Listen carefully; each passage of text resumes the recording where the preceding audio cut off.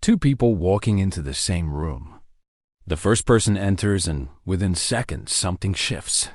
Conversations don't stop, but attention bends toward them. Subtly, almost involuntarily. They haven't said anything remarkable. They haven't tried to impress anyone. And yet, the room recalibrates around their presence. The second person enters the same room, at the same event, wearing equally sharp clothing, holding an equally impressive resume. They say hello, they smile, and within moments, they dissolve into the background. Polite, forgettable, unnoticed. What separates them? It is tempting to answer with the word charisma, as though it were some mystical gift handed down to a fortunate few. But charisma, stripped of its mystery, is not luck. It is architecture, an invisible structure of psychological patterns operating beneath conscious awareness. And once you understand that architecture, you begin to see it everywhere. In boardrooms, in first dates, in negotiations, in ordinary conversations at the edge of a party. This is the psychology of people who always win social situations, not because they manipulate others, not because they possess some rare genetic advantage, but because they have, knowingly or not, mastered a small number of psychological principles that quietly govern human interaction. The first of these is frame control. Every social interaction has an emotional tone, a frame, and someone always sets it. Most people unconsciously surrender this frame the moment they walk into a room. They mirror the energy around them. They adjust to the mood of others. They wait to see how they should feel before they feel it. Socially dominant individuals do the opposite. Their posture is grounded, not rigid. Their pacing is unhurried, never rushed by silence or urgency. Their eye contact carries no apology in it. Before a single word is spoken, they have already communicated one unmistakable message. I am comfortable here, and you may join me in that comfort. The room, sensing this stability, begins to organize around it. The second principle is outcome independence, and it is perhaps the most paradoxical of all. People who win social situations are rarely attached to the interaction going well. They are not performing for approval. They are not silently pleading for the conversation to succeed. And because they carry no visible need, they generate the very thing that neediness destroys: magnetism. This is not indifference.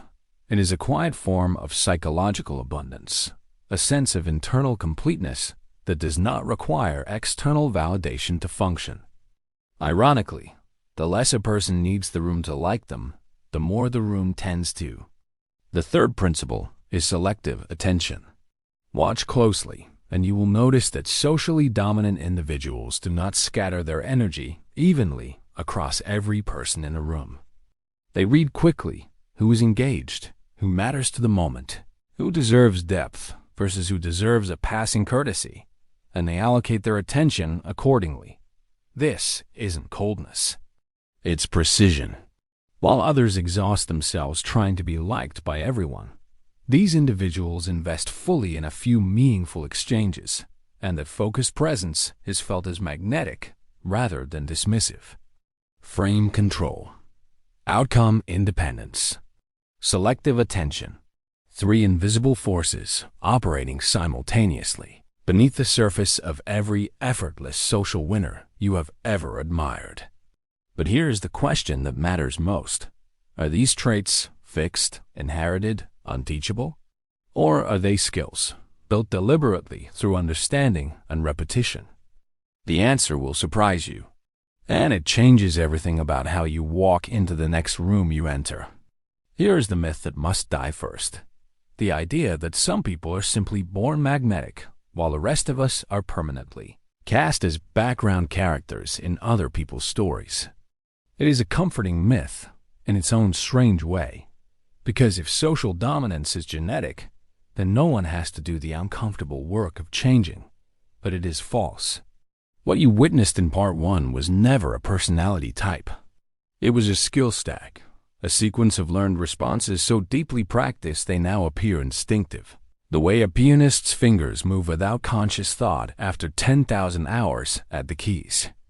So let's dismantle the myth properly and rebuild the mechanism underneath it.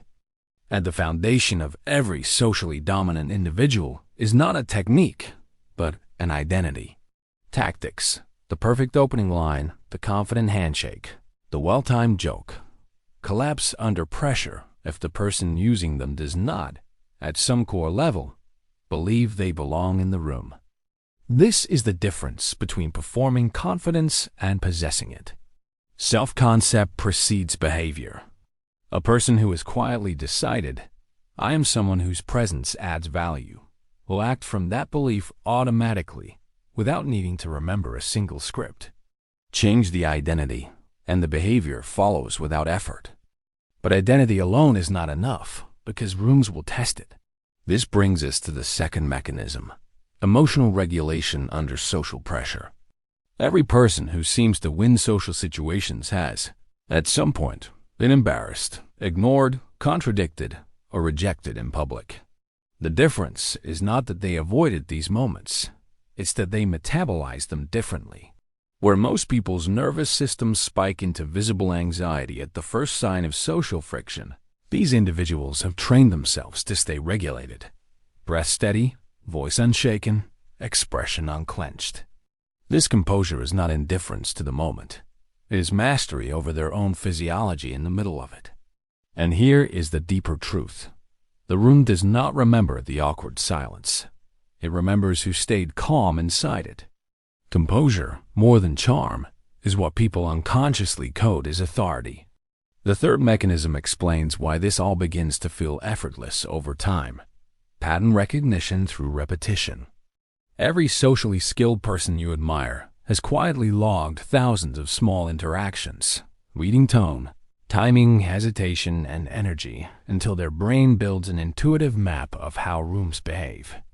What looks like natural instinct is, in truth, compressed experience. The good news hidden inside this fact is liberating. If it was built through repetition, it can be built by you, starting now through the very same mechanism. This is where the shift must happen, not in your circumstances, but in your interpretation of every interaction ahead of you. Stop treating each conversation as a test you might fail. Start treating it as a single rep in a much longer practice, one exchange among thousands you will have across a lifetime, each one lowering the stakes of the next. The socially dominant were never people who never felt fear walking into a room. They were people who redefined what that walk was for. Winning a social situation, in the end, was never about controlling other people. It was about no longer being controlled by your own nervous system, your own fear of judgment, your own need for approval that was never guaranteed to come. Master that internal room first, and the external one tends to follow. So before you walk into the next room, the meeting, the party, the interview, the conversation that matters, ask yourself this. Are you entering as someone waiting to be accepted, or as someone who has already decided they belong? The answer will walk in before you do.